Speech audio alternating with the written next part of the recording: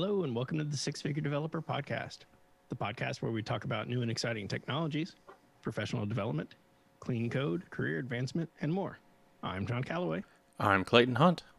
And I'm John Ash. With us today is Phillip Carter. Phillip is a software person by trade. He currently works for Microsoft, focusing on .NET languages and compilers and tooling, with a heavy emphasis on F#. He likes doing other things too, like riding snowboards and bikes. Welcome, Phillip. Hi, thanks for having me.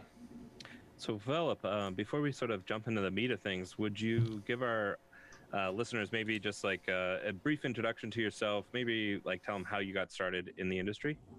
Yeah, definitely. The bio that was read off is actually quite accurate. We confirmed that before doing this thing here. As I said, I work on languages and language tooling at Microsoft, focusing a lot on F# and do plenty of C# stuff as well. More recently, I've been kind of dipping my toes into .NET for VS Code and trying to explore, how we can attract more .NET developers from kind of like the non-traditional .NET space, like non-enterprise sort of areas. Like if you're a Go developer, you're a Node developer, or like if you're a student just learning how to code, there's some aspects of .NET that can be kind of complicated, and maybe that's fine if you're in a complicated environment, but if you're just learning how to get started, we want to make it better. And so, anyways, I've been sort of doing a lot of different projects at Microsoft for the past 5 years or so now. And I got here just straight out of college by just dumb luck. I managed to, I was having some trouble finding a job near the end of my senior year in university, applied to 5 to 10 places, and I heard nothing back. And then there was a career fair, and they had a Microsoft rep there at my school, and it was the first time they'd ever been there. And so I'm like, okay, well, I guess I'll just kind of go there, and hopefully it leads somewhere. Might as well apply to Microsoft, I guess, and managed to end up on the .NET team. So I can't say I know exactly how I managed to arrive at that point, but once I got there, I've always kind of been a fan of C# and F#, the languages. I started off with C# in college, and then got into F# because for the place that I was working for, I had to write a parser for a mini DSL. And I didn't know how to do it, so I just Googled how do I write a DSL in C#, and there was a link that actually used F# rather than C# that I looked at, and I thought it was kind of interesting. And I noticed that there was F# in the file new project UI for Visual Studio at the time, so I was like, oh, this is kind of neat. Got into it, really liked it, and was a total fan. So once I was here, I sort of worked on a smattering of projects in the lead up to .NET Core getting released. And then after that, there was kind of an opening to have someone try to drive some aspects of F# and then increasingly more and more language related stuff. And I said, hey, well, I'm a fan of our languages, so I'm just going to give it a shot and see if it's the right fit for me. And it turns out it was.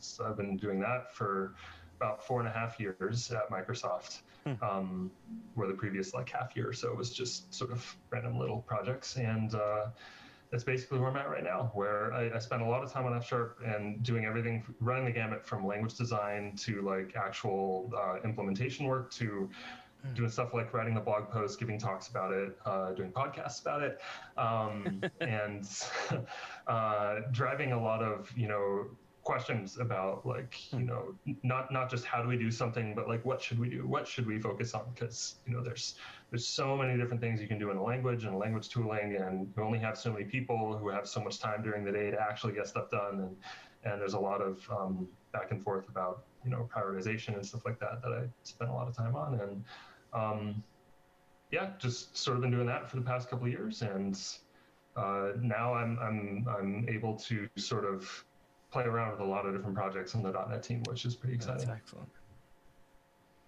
Before we go too deep into the inner guts and the details of F#, why don't we take a few minutes and give our listeners a brief introduction of what F# is, what it's for, so on and so forth.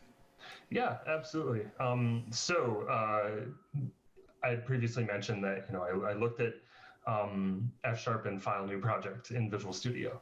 That's oftentimes a lot of people's first experience using the F Sharp language in any kind of context. Very oftentimes you're a C Sharp developer, you're just kind of curious.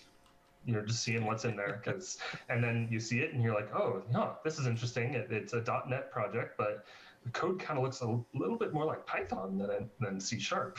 And that's one of the things that a lot of people notice is it is a .NET programming language, but it looks nothing like C Sharp. It looks nothing like Java, nothing like C or C++. It's almost sort of like foreign in a sense, unless you have a lot of Python experience, in which case the fact that it's a white space sensitive language and the fact that a lot of sort of like ceremony is just kind of missing is definitely very prominent. And so there's sort of some typical questions that some people will ask. We're like, okay, well, this doesn't look like C Sharp. So first of all, where are the types? I don't see, like string S, right? Or int X. So like, what is S and what is X in this code that I'm looking at?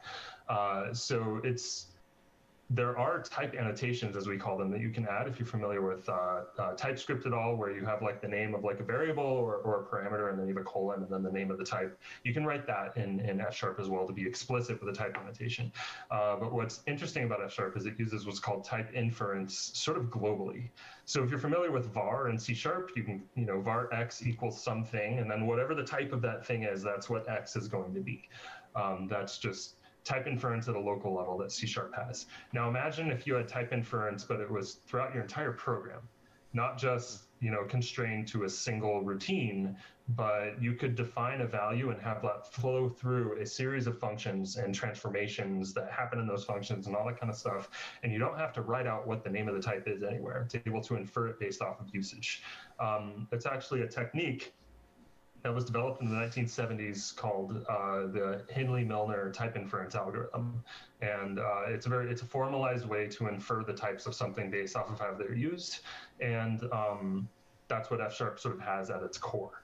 And so one of the reasons why it does that is to reduce a significant amount of boilerplate, because you just basically write a lot less code. You just sort of, if you're writing an algorithm to do some sort of numeric processing, or you're just doing some standard like business rule transformation stuff, you tend to not really write a whole lot of code to do that. But the key thing is that operates in the context of .NET. So it runs on the .NET runtime the same way that C Sharp does. It emits IL. There's a lot of in the compiler itself. There's a lot of stages that kind of goes through until it takes your source code, turns it into IL.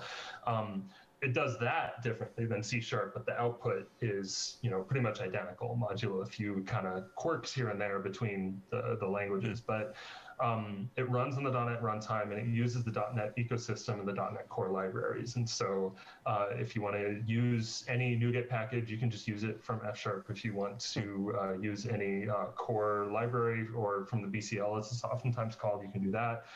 You can produce assemblies that can be consumed by C Sharp. You can produce packages that can be consumed by other aspects of the .NET ecosystem.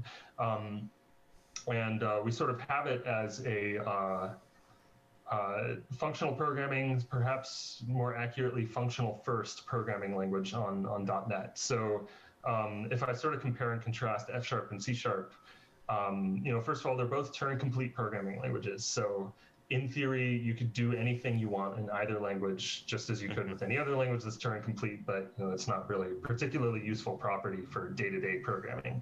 I would say that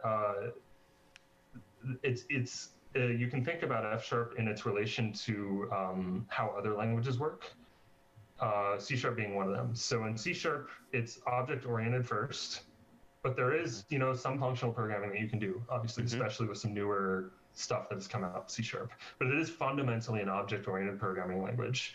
And the data that you represent with variables, keyword variable, like vary, it's in the name itself, can change, right? You can mutate things. You can say it's equal to this at one point in time, and then it's going to be equal to this at another point in time based off of a certain condition, right? You have an if check and you mutate the value of the variable at some point. F Sharp is functional programming first. It still does object-oriented stuff, but it is oriented around FP rather than OOP. And everything is immutable by default rather than mutable by default. So we have a distinction. So like in C# and plenty of other languages, you have these things called variables. It's like one of the first things you learn when you're programming one of these languages. We call them values, and values are facts. They are immutable, right? So like if you kind of think about it conceptually, like you don't have like this slot in your brain that's like reserved for a particular fact, and then like as that changes over time, like that just gets swapped out with like a different fact, right? Like there's sort of this nature of like, okay, well at this point in time this was true, but now this thing is true, and so on. But those are like immutable, right? Like there was a president in the year 1990, and like that didn't just like change because it's the year 2020. Like that's just sort of what it is. And like if you think about that's sort of a similar kind of programming model where you bind a value. You basically say, okay, well there's some expression that returns something, then it's bound to a value. That value cannot change for the lifetime of this program, period. And it fundamentally changes the way that you write your code, because if you write your code under the assumption that you can kind of inside of a method body or something just change all sorts of different stuff, that forces you that you orient your code a particular way. But if you can't change anything, now you need to think about, okay, well I'm going to sort of line up my values and sort of flow them through a subroutine inside of this routine that I'm working in or something like that to produce an output. I'm going to take that output and I'm going to put that output into the input of another thing that then will produce another thing. And eventually I'm going to observe a value. Now, you can still mutate stuff in F#, and in fact, that is encouraged for some high performance stuff. Sometimes it is actually fastest to just iterate through an array and change data as you go through it. But we sort of think that in the case of F#, that's sort of not like the default for most things that you're doing. And so anyways, that's kind of my roundabout way of saying that in relation to C# in particular and languages that are similar to C#, instead of being object-oriented first, it's functional programming first. And instead of being about mutating values by default, it's about not being able to mutate things by default as sort of a constraint that is really kind of a key design decision that influences the way that you end up writing your programs. So F# is not new, but it is one of the newer languages that is associated with .NET. Why was it created? What's its purpose? Ooh, that's a good question. So some of the history of F#, it was in early development through Microsoft Research in kind of the early to mid 2000s. And there were some releases here and there, but it wasn't ever really a product. It was just sort of like a research project to explore what functional programming on .NET could possibly look like. F# was very key as a research project in the early days in the design of .NET generics being a runtime thing. And the reason why actually is because in F#, there's this concept called automatic generalization. So very oftentimes, if you're not explicitly annotating your types, you can sometimes find yourself writing code that is just naturally generic. Like given if something is a string or an int, it doesn't really matter if it's a string or an int because it is generic. But in F#, you kind of end up in this situation where you're writing that code and it turns out it's generic. So the compiler will say, okay, well, this is generic. We're going to treat it as a generic. But that became a problem at runtime, basically, because there was no real way to represent that in .NET back in the day. And so that influenced that sort of design of saying, okay, well, we're going to specialize at runtime of what the type of something is going to be. That influential role that F# played as a research project in the early days was pretty key as well. It sort of pioneered, at least in the .NET space, the notion of a language integrated asynchronous programming approach. So how in C# there's the async keyword and the await keyword. Well, F# also has an async construct. And it's sort of this way of saying, okay, well, there's this block of code. And this block, the context in which this block of code is executing is asynchronous. It's not the same as other blocks of code necessarily. And sort of the way that surfaces in the language through types and sort of certain constraints on what you can do and what you can't do, that also is very heavily influenced C# and plenty of other languages as well. So that was kind of its initial purpose. But as it was like over time, in the lead up to 2010, F Sharp was getting more and more like a product because there were actually these drops of the compiler and there were users who were using it and then depending on it for their own work, even though it wasn't a supported product. And there was a decision to actually productize it because of this and a couple of other factors. There were plenty of fans of F Sharp at Microsoft who just sort of love the idea of having an alternate language on the runtime.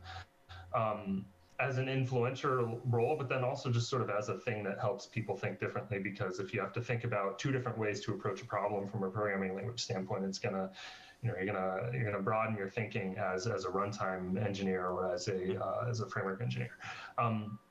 So anyways, in the lead up to 2010, they decided, okay, we're going to productize it and ship it with Visual Studio 2010, the very first supported release, which was actually F Sharp 2.0 because there was a 1.0 before that. That was like not really a product, but like basically good enough to be a product, so people were using it. And since then, it's grown quite a bit. And it turns out there's quite a few people, especially in I'll call them analytical domains. When you're processing data of some kind, it could be at a bank, it could be scientific oriented, it could be data sciencey stuff. It could be a bunch of events coming from like an event store or something like that. They tend to like functional programming when they're doing that sort of stuff, and so they tend to pick F Sharp.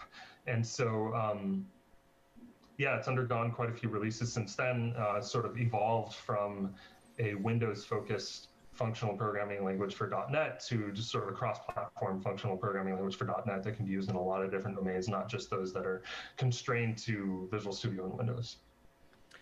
Yeah, so that sort of brings up a interesting question, and that is sort of there's F Sharp. Should we just automatically use that, or why might you pick F Sharp or pick C Sharp or something else? What's it really good for? Yeah, so there's a couple of different answers to that question because I think it kind of depends on who you are and what you're trying to accomplish. So going through a couple different personas, let's say you're a relatively seasoned .NET developer or just say .NET developer, you're pretty comfortable with C Sharp and .NET. I would say that one of the best purposes that F Sharp can fill is just sort of getting you to solve problems in a way that you may not have expected you'd be able to solve them. Just thinking differently about the code that you write, because in a way, coding kind of is just sort of a tool for thought. Like, you're writing this very abstract language that has nothing to do with how it actually executes on somebody's machine. Or like, I mean, if you trace the path, like you'll eventually certainly find like, okay, well, this code that I wrote translates to this literal set of machine instructions, but you're not writing those machine instructions, you're doing abstract thinking. Well, that abstract thought process, there's this tower of abstraction on top of that. So you can change that thought process in and out. And I honestly do think you can become a better C Sharp programmer if you learn F Sharp, because there will be some times in your C Sharp code where doing stuff functional and immutable oriented will serve you better, and it'll sort of become like a tool in your tool belt, like not necessarily using F Sharp to solve that problem, but using the sort of thought process that you developed as an F Sharp programmer. Now, switching gears a little bit, let's say you're a Python developer, like maybe you're a Python web developer, or you're a data scientist, or you got kind of foot in data science, foot in somewhere else.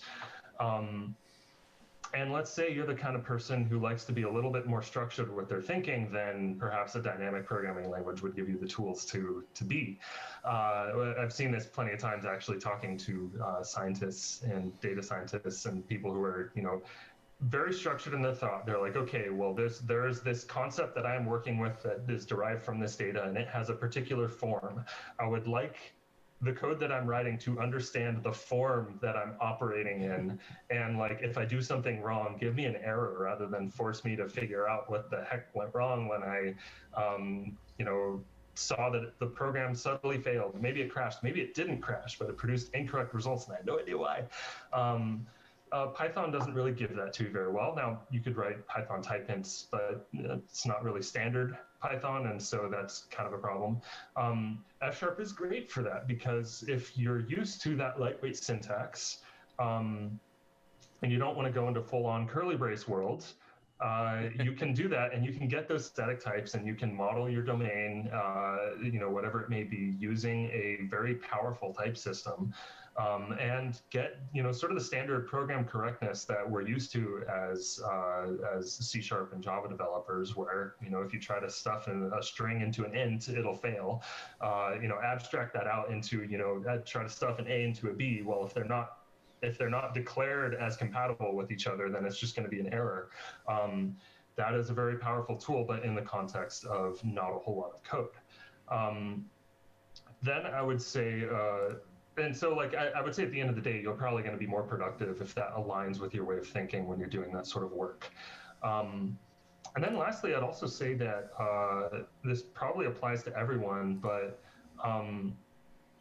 there's kind of so every language has a bit of a character to it. And the particular character of F# is one that you have a powerful type system in your hands that you can do some fancy stuff with if you like, but you kind of tend not to do too much fancy stuff. You tend to just sort of not write a whole lot of code when you're getting stuff done. And the way that you do that is you tend to organize a bunch of data types that correspond to your data, and then data transformation separate from those types that transform data in the way that you want it to be. And then sort of this top level program that just sort of reads in the data and feeds it to your transformation processes, and then outputs a result of some kind.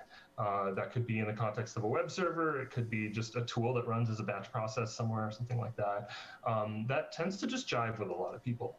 I think if I compare it with object-oriented programming, where it's very intentional that you mix together your data definition with the transformations on that data, right? Like methods on objects, for example.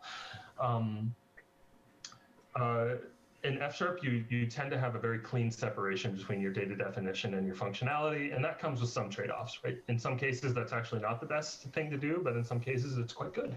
And I would say that if you tend to think about problems in that way, you're probably going to find that F# will work quite well for the way that your thinking works about those kinds of processes. And so, yeah, and then also, again, that's in the context of running on .NET with a huge third-party ecosystem that you can plug into. And so if you need to use a package, you need to do something instead of writing literally all the code yourself, you can.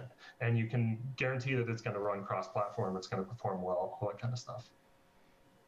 And it seems like a lot of the languages too are getting closer to one another. Like C# is borrowing concepts from F# and Java and C# developers are playing nice together and sharing ideas and concepts. Even the JavaScript ecosystem, they're all playing nice and learning from one another and building better tools, better languages, better frameworks, better libraries. Is that what we're seeing in the .NET ecosystem as well with the latest changes for C#9? Oh yeah, for sure. Obviously the C# language people, they didn't just straight up copy paste F# stuff into their language, but there was a lot of influence there, right? Like the C# over the past couple of releases has added the concept of pattern matching, and it's a little different than how it works in F#, but a lot of the core concepts are similar. And the reason why is because they're like, hey, a lot of programmers like thinking about their code this way. They like thinking about a particular shape of data, and then matching on the shape of the data and dispatching functionality based off of the shape that you get, and then getting some form of correctness about that. And then they basically said, okay, we have that concept. What does that mean in terms of C#? What are some specifics about C# programming that are kind of annoying today that can be made better by this? I think a great example, I think, is the is pattern, where fairly often you have like this casting thing where you used to only have like this runtime cast available, then they added the as keyword so you could cast it as a thing. So it's potentially a compile time thing, but it would be null if it's not going to actually succeed at runtime. So then you have to check for null. And it's just kind of annoying. You really just want to say like, hey, is X this thing? And if it is, just in the scope of that statement, just let me treat it that way. Otherwise, I'm not going to treat it that way.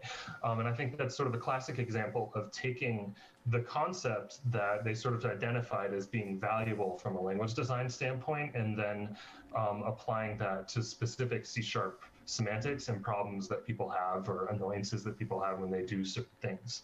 And so, yeah, that kind of borrowing happens a lot in language design. In a way, every programming language is kind of an experiment. And some things work out amazingly well, and some things are just kind of not as great. Or, I mean, I would like to say that certainly in the case of C# and F#, I think we tend to do a pretty good job with we tend not to release real stinkers when it comes to features, but certainly some features are more successful than others in terms of adoption. And I mean, we can't really measure adoption, but you kind of look at I don't know, dynamic versus string interpolation. I think there's a lot of people who love string interpolation, and a lot of programmers who probably just ignore dynamic altogether in C#, right? Does that mean one is a failure? Not really, but that does mean that string interpolation is awesome, and maybe some other languages could borrow some aspects of string interpolation, incorporate into their own programming, because it turns out it's really cool. And so JavaScript now has that. F# actually has that. I wouldn't be surprised if Java has it as well. And so that dynamic happens a lot. And I think one of the trends that's going on right now is that there's a set of functional languages like F#, Scala, Haskell, Clojure, OCaml, Standard ML. Certainly missing some others, Elm, Elixir. They're all their own experiments doing certain stuff, and some aspects of what they're doing are getting more popular, and some of these more mainstream, larger languages are saying, okay, well, this is a potential direction that we can go, because there's clearly something here. And so what ends up happening is they don't quite have exactly the same feature, because once you get into the nitty gritty of the language design, you find out that there's the way that something surfaces in F# is backed by 9 or 10 other behaviors in the F# language that are not there in C#, for example. And you say, okay, well, we can't quite literally do this, but what's sort of the essence of this that we can extract out and make useful in a different context? So that's sort of what's happening right now, and I think a lot of that is coalescing around functional languages, because people are finding, for some reason, that functional programming is very productive. If I were to try to guess, I don't know if I could really give an answer as to why that is, but it's certainly, I think, what we're observing in the cases of C#, Java, and JavaScript language evolution right now.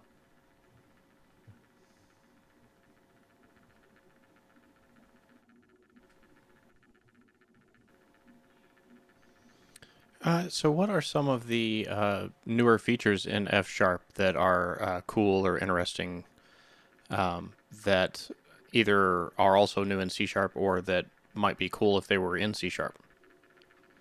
Oh, that's a good question. So I think my favorite, and probably the favorite new feature of F# people right now that I've seen, is what we call package references in F# scripts. So kind of backing up for a moment, F# has this, I guess you call it, traditional .NET model of project-based executables, where you write code, it's in the context of an MS Build-based project, it produces an assembly, you can execute that assembly against the target runtime, and it's good to go. F# also has a different mode of writing code called scripting, where there's a process called F# Interactive that you kick off.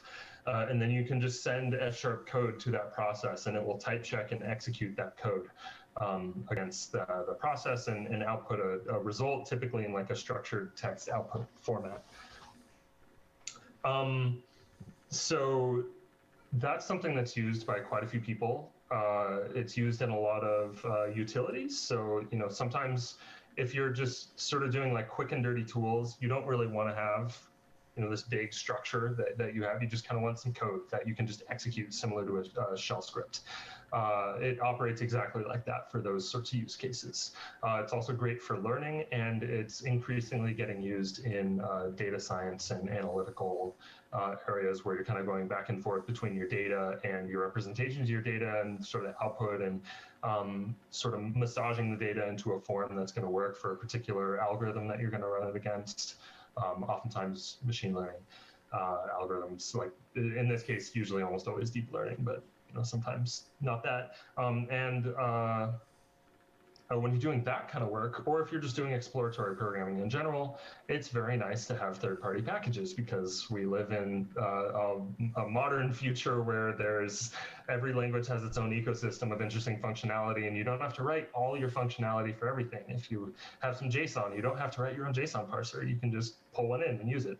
But there was this question of how do I do that in a scripting way? Because today in .NET, you use NuGet to add your package, but like to your projects, but there is no project in scripting. So how do you add a package? Well, in the way that F# developers used to have to do it is they would have to download a zip file, the package manually, unzip it into a well-known location, and then have this assembly directive that we have in scripts called #R, where you have a string that represents a path through the assembly.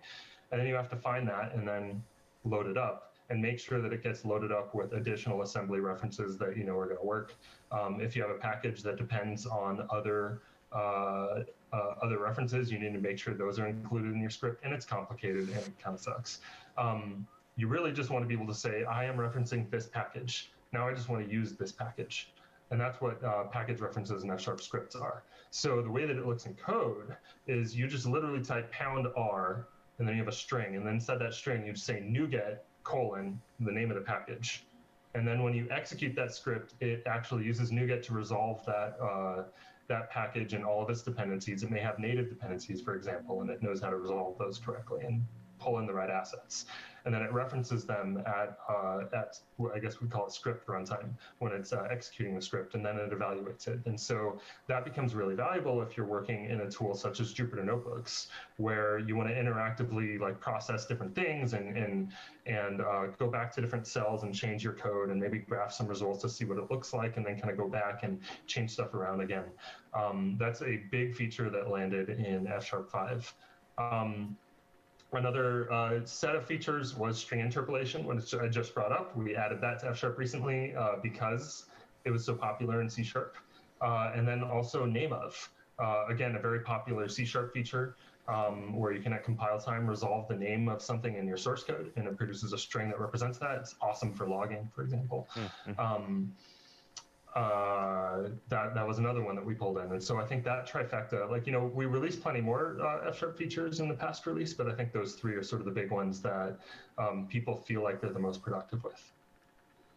So what's next? Are there features that we can look forward to in future releases? Are you on the same cadence as the annual .NET big release?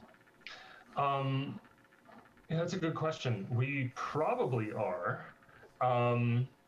So we lined up with that cadence with .NET 5. We're probably going to end up doing the same thing with .NET 6, just because it's just easier for us when everybody's shipping at the same time. We can just sort of ship along with that, and everybody's schedules line up. But some of the big areas that we're in, so .NET 5 was kind of a language and I'll call it language and interactivity focused release for F#. F#5, .NET 5, same number lined up, which is kind of nice. But we did a lot of language work, not necessarily surfacing in a ton of super crazy features or stuff, but a whole lot of language-oriented work that was sort of meant to support a lot of library authors. This time around, we're going to be focusing a little bit less on the language side and more on the tooling side, exploring more interactive tooling that can be done in Jupyter Notebooks. And we're going to look at seeing how we can consolidate F# tooling between Visual Studio and Visual Studio Code to sort of use the same components. So you can use F# in Visual Studio and Visual Studio Code. And the tooling that you get when you write your code is still using the same compiler under the covers that powers a lot of different programming language features like IntelliSense and tooltips and stuff like that. But there's sort of this intermediate process that needs to manage things like source code documents, and the fact that you have some code. Well, what context is that code written in your editing environment, right? Is it a file inside of a project, or is it just some loose file sitting on your file system? And managing information context about that, and then passing it down to a compiler layer that can process some work. And in the Visual Studio Code space and in the Visual Studio space, that management process, I guess I'll call it, is different. And that does result in some subtly different experiences, and it does sort of slow everybody down on both sides, because they'll implement an amazing, they meaning the F# community who we work with a lot, they'll implement an amazing new feature in Visual Studio Code. We'll be like, okay, well, can't use that in Visual Studio. We have to like re-implement that, or re-implement parts of that. And then the vice versa, right? We'll do something, we'll implement something amazing. They'll say, oh, we really want that in VS Code, but we have to re-implement a certain part of it, and it kind of slows everybody down. And so we want to do that because we want to continue to encourage open source contributions to the language and to the language tooling. But just sort of have a central place, right? Like if you're say an open source developer, or you're getting your feet wet with open source, you love programming language tooling, you want to learn what it's all about, and you want to really just sort of dive in, you now need to rationalize the difference between how it surfaces in Visual Studio Code versus how it surfaces in Visual Studio, and that's kind of unnecessary complexity that we think is out there. And that would also then tie into a new service that is getting spun up at Microsoft and GitHub called GitHub Codespaces, where there's sort of this developer environment that can be provisioned in the cloud based off of a GitHub repo. And then you can connect your editor environment to it. And then all the compute is done in the cloud rather than on your local machine. And so there's some very interesting capabilities that we can do. And the common interface that they talk through is LSP, or Language Server Protocol, which is this thing that Visual Studio Code natively understands, but Visual Studio kind of partially natively understands. And we want to be in a world where, like, if we fast forward like 5-10 years in the future, where as a developer, you don't care about environment setup. You just say, all right, well, I have my code, my repository, and that defines how this thing gets set up, how things get provisioned, and I want to have a consistent environment and reproducible, consistent environment that this stuff can be provisioned in, and I want to connect my editor of choice to that and get the programming language features that I want based off of the editor that I have. We want to get to that world. We're not at that place yet with F# tooling, and we want to focus on that in the coming year or two. That's super cool. So before we kind of ask about resources that people might like, that might help them get started, I had one question kind of referring back to, you had mentioned that people, one good way of reason to try F# is it really maybe improve your paradigm and the way that you think about problems and whatnot. So sort of thinking about that, if I think probably a lot of our listeners are C# developers, probably line of business apps, they're probably doing web applications, right? Have some sort of JavaScript front end, and using .NET as a back end for the API. Where's their jumping? What would the jumping off point would you recommend? Do they need to like a file new F#? The whole thing has to be an F# program, or is there like a class library, or where would you say, where would be the best place for them to carve something off to say, hey, I'm going to tackle some F# here and get started? Yeah, that's a good question. I'd say there's three ways. So the least intrusive way is just a class library. Let's say you have just some kind of logic, just pure logic, right? Not talking to the database, not talking to the outside world. It's just pure, simple .NET logic that you're doing, and you want to learn how to do it a little differently. You can create a class library and reference that from your C# projects, but any C# project that would be relevant to, and just pass data to your class definition or data. It could be something as simple as a string to a data definition that you have somewhere else. You just pass it in, and you can isolate your code there. You can then also write some tests in an F# test project that test that specific project, for example. Tests are pretty simple usually. They're just inputs and outputs, right? So that fits Yep, in yep. with functional programming perfectly. That's a good low impact way to do it. There can sometimes be some quirks, like interfacing it the right way to C#. If you have some F# types are not directly representable in C#, or they are, but it's kind of awkward.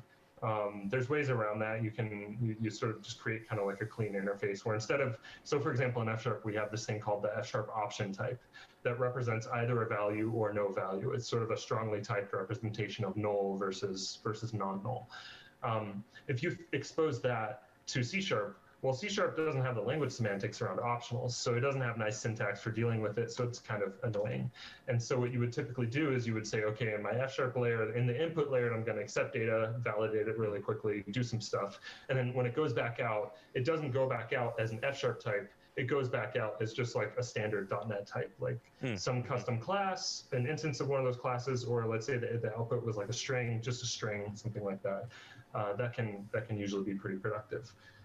The second choice is to actually spin up a web server in F# because we do have some options for that. You can do it as a standard MVC style controller, or you can incorporate a package. We have several choices in the F# world. We have one called Giraffe, which is an alternative to MVC. We have a thing that sits on top of that, which is called Saturn, which is a very opinionated way to build web apps. And then we have a project called Falco, which is sort of a different take altogether. And they all call into the same exact ASP.NET primitives. So it's still, you still surface stuff the same way, and it still has the same runtime characteristics. But then that can be interesting because then you start to get into whole program functional programming rather than just isolating a small unit. That can actually be quite helpful. Like I've sort of noticed that developers tend to either go down the path of having a very isolated unit that uses functional programming, or saying, I'm just going to do the whole thing and see how far it goes. Okay. And that's, I would say you can do both, and that's really good. And then the third is you can go even further, where instead of writing JavaScript, you could write F#. So there's this project called Fable. Very, very good, very high quality open source project that takes F# source code and it turns it into JavaScript. And a key aspect of it is when you're writing F# in Fable, you're not writing .NET F#, you're writing JavaScript F#. And so you don't have NuGet packages that you depend on, you have NPM packages. When you call into a data, like a standard datetime, for example, it's not the .NET datetime, it's the JavaScript based datetime. And it's definitely a bit of a different world, but a lot of F# programmers have really loved it because they tend to like strong typing, and JavaScript doesn't really have that. And it turns out if you switch gears from like a very structured, logical way of thinking to JavaScript, sometimes it doesn't really work out very well. You're like, okay, well, I like thinking about stuff with types, and now I don't have them. Why is this a thing? And so I like to think of it as an alternative to TypeScript. So those are sort of the three options there. I'd recommend sort of identifying, what really attracts you the most. So personally, I'm the kind of person who likes to isolate something and just focus only on that. So the first option would be, what I would personally pick. But I've certainly run into people who want to just do the whole program that way, or want to go even further and introduce F# into an entirely different paradigm, and then maybe share a little bit of source code between the two, like data definitions that would run in JavaScript land versus .NET land. And there's different ways to get started with each of those. I would say that the first option is the easiest. The second option, I also, I guess, mentioned them in order from easiest to hardest, but when you go full stack F#, it's actually pretty wild. So I recommend checking it out. Are there resources that you would point people to for those people that are trying to get started and trying to use F#? What might those be? Oh yeah, absolutely. So for the first option, the resources are actually somewhat slim, just because the actions that you have to take to get started are so simple. You just create a new project in your solution, and you add references, and then you're off to the races. The second option, the one of the packages that I named Giraffe is you Google that. There's like a GitHub project and there's a documentation site. It's got very extensive documentation about how to get started with some templates. So you install .NET CLI templates, and you can just type .NET new Giraffe, and then it'll scaffold out it'll scaffold out the code for you, and you can go from there. And Fable is actually the same way. There's .NET templates, except because instead of just writing F# running against .NET, you're also writing F# running against JavaScript. So there's a lot more documentation. So the two second more hard option that I mentioned come with their own websites and documentation explaining how to get started, because there is sort of a mind shift that occurs when you do that, and you definitely want to have a bit more prescriptive guidance than just a project with some code and being told to get started. But then once you're writing the F# code yourself, the official Microsoft docs are actually pretty good. I wrote a bit of that, so I will endorse them. There is a blog series as well called F# for Fun and Profit, run by an amazing F# community member named Scott Willashen. And he basically, starting in 2012, really got into the language and said, I'm going to write a massive tutorial on the language from the perspective of an existing enterprise C#, Java, or JavaScript developer, or Python developer, I think. And there's a lot of compare and contrast between F# and C# on that site about, okay, here's how you might approach solving a problem in C#. Here's sort of an equivalent in F#. And, it goes, he starts off real easy and then gets into advanced topics, starting off with just basic syntax all the way to, here I have this data type called a discriminated union. Oh no, what does that mean? What do I do with that? What's it good for? What are some examples? What's the syntax? What's that syntax mean? And it's sort of like a massive resource that F# developers will point new people at, because it's just got so much good stuff once you're in the thick of writing code about how you actually write that code and how you combine different concepts together to solve problems. Excellent. I'll have to check that site out. So as was it a site or a book? It is a site, but there is also a Gitbook version of that. Okay, I'll have to check that out, because I'm interested in learning more functional stuff, but it's always very confusing because even the functional people can't agree on what the terms mean. So, so as we wrap up, what has been helpful in your career that you might share with those getting started or those looking to level up their careers? I would say that probably the biggest thing that I've learned is that, I've learned two things. That number one, sometimes a lot of things take a lot of time, and you kind of can't really change that. And it can be very like when you know that you're right about something, and you know that, oh, if we only just did it this way, it's going to be so great. Usually you're kind of wrong, but but that's okay, because everyone is like that, and we're all just kind of trying to do our best here. But then the second one is that really, like, when a lot of times, improving your career is about the magic word impact, whatever impact means for whatever organization you're in, and how you achieve that. And certainly what I found at Microsoft, and what I think is probably true, especially in a lot of bigger companies, is that impact takes a long time. And you kind of have to be very, like, if you're onto something that is right, and you perhaps, it's not just because you think it, maybe you've done some real work and you've built some consensus with your peers about like what to accomplish and why to accomplish it, and that kind of stuff.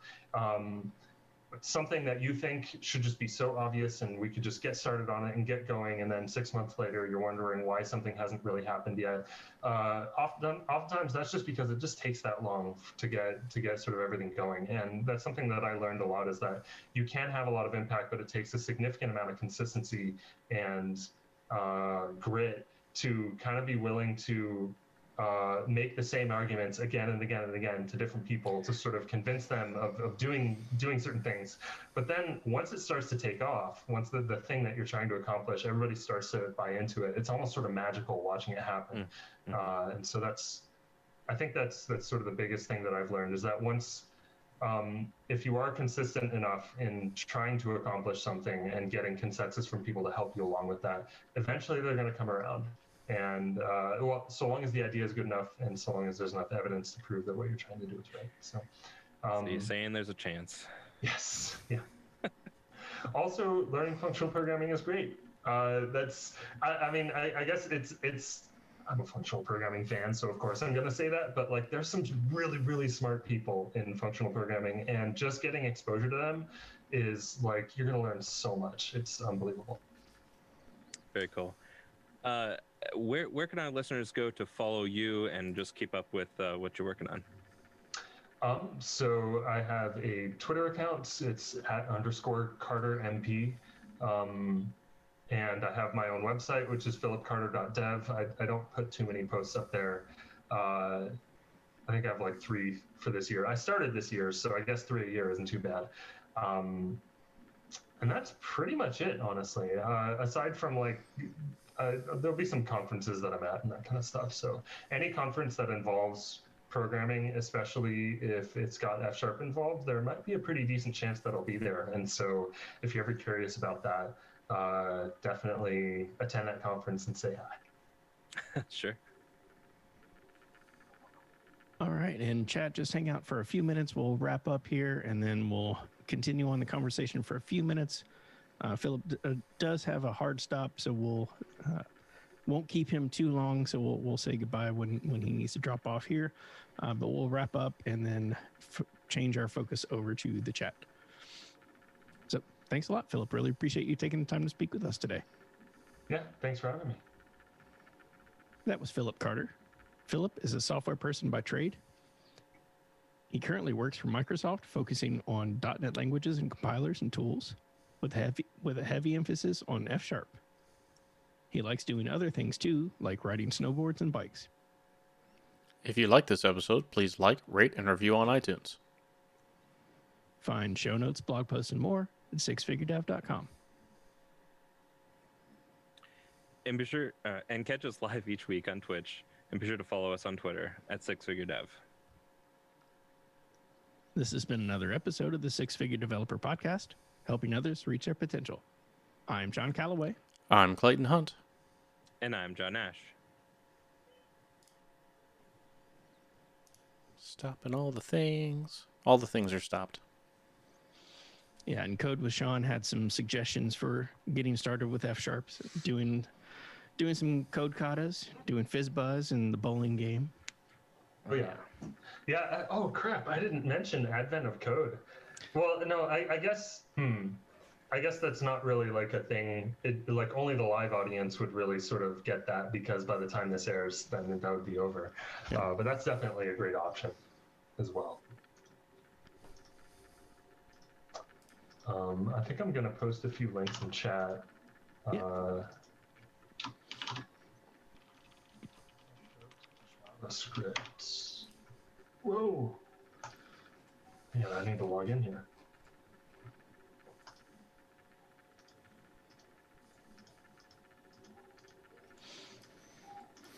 And we have CLW was in chat, and I think he was chasing children around. So he may or may not be at keyboard. Code with Sean hanging out. Oh yeah, Code with Sean is getting set up and ready for his meetup meetup group tonight, hosting. Oh, who are you hosting? Richard Campbell. Nice. Talking about look ahead for programmers in 2021. I'm trying to log into Twitch and it says we've disabled the ability to log in with your email address. Huh. What did you do? I have no idea. Just log in with your Facebook or something, I guess. Huh? It's literally not letting me. Wait, who owns Twitch now? Is it Facebook? If you throw Amazon. them in the Zoom chat, Amazon. I can throw them in the. Yeah, put it in the Zoom chat. We'll just ferry it over. Okay, cool. Thanks. Let's see. Okay, we'll go build web apps with F#. We'll go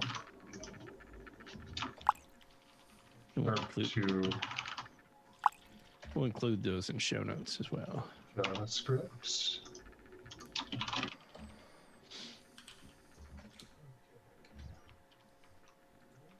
That's not what I left.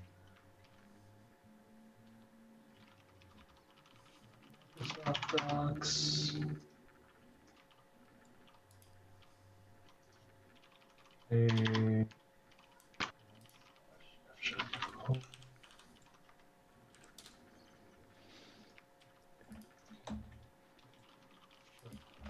page. It's like an abundance of links that I'm just going to drop on here. Perfect. Oh, well, that totally blanked us all out, just completely. What is this? It's a thing. What are you doing, Clayton? I gotta make the background. We don't want the background. Or the clouds. Hide until start. Results in chat.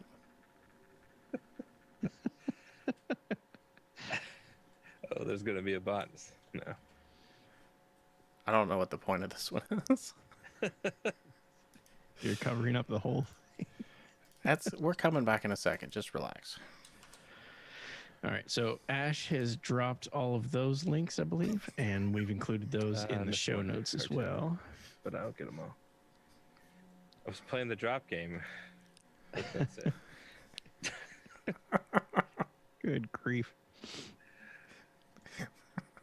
Let's see. Trying to think. Oh, right. Yeah. Important stuff here. And foundation. Yep.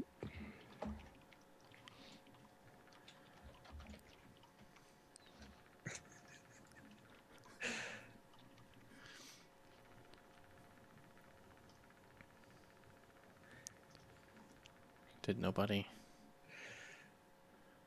What?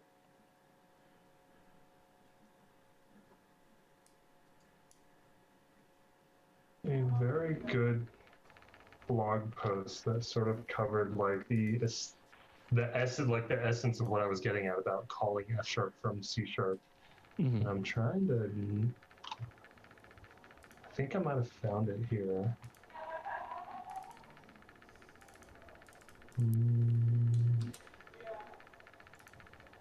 Here is this one better? This one's actually pretty good.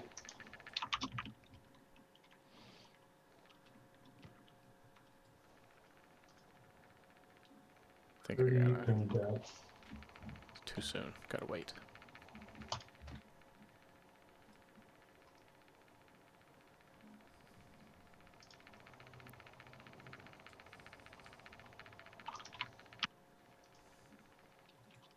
Or it's broken.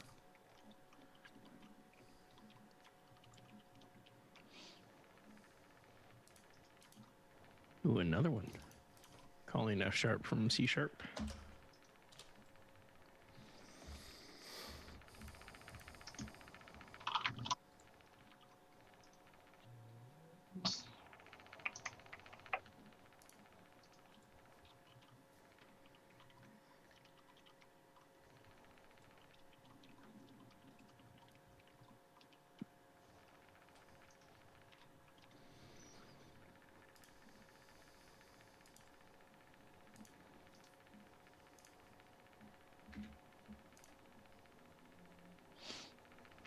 Oh, Yeah, I think that about covers it.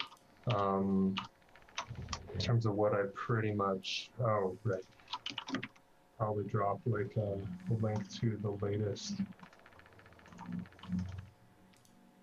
stuff. F sharp 5. This release.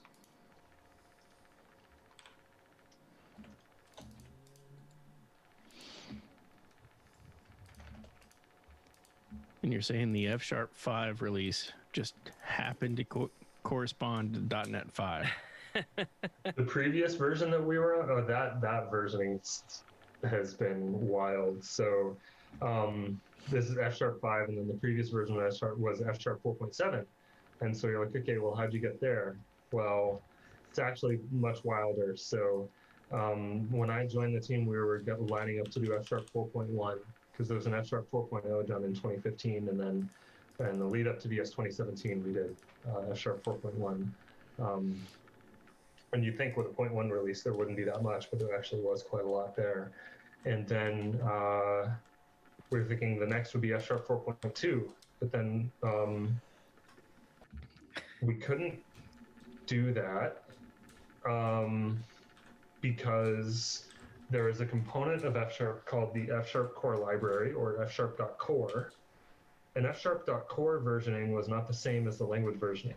So at the time when there was F# 4.1, the language was version 4.1, but F#.core was version 4.4.1.0, because the preceding 4 had nothing to do with the language. That was the CLR version, because there was another F#.core version that was for CLR version 3.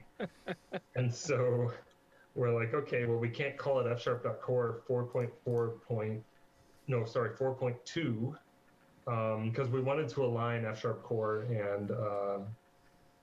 and language versions. There was also a package distribution of F#.core, which did not have the same version as the binary version. That was actually F#.core 4.1. So it's kind of a mess. We inherited the package from the community, so it was a nightmare. So we jumped ahead to F# 4.5. Because 5 is greater than 4, so we can sort of nix the CLR version, because that CLR version thing didn't make any sense anymore with the .NET Core world. So then, yeah, .NET 5 came out, and we said, ooh, well, we can also call ourselves version 5. C# can't do that, so let's take the opportunity to do it. So we did. Fantastic. Yeah, might as well. Absolutely. Well, I should probably drop a blog post. There we go. It's working now. There we go. So I imagine plenty of the listeners are already subscribing to the .NET blog, but it's definitely a good thing for people to subscribe to that if they want to keep up to date with everything happening. Awesome. Well, all right. I am all uploaded, which means everyone else should be as well. Want to be respectful of your time. I know you said you've got other plans, maybe a hard stop as well. So yeah, I gotta go pick up some food. Okay. Well, I guess we can take that opportunity to say goodnight and do the raid. Looks like Lana Lux is still on. Is she doing some game dev? She is. Why don't we raid Lana Lux and send our viewers over to watching some game development. Good night. And with that, say good night, everyone. We will be back tomorrow evening doing something code related. So until then, we'll see you tomorrow.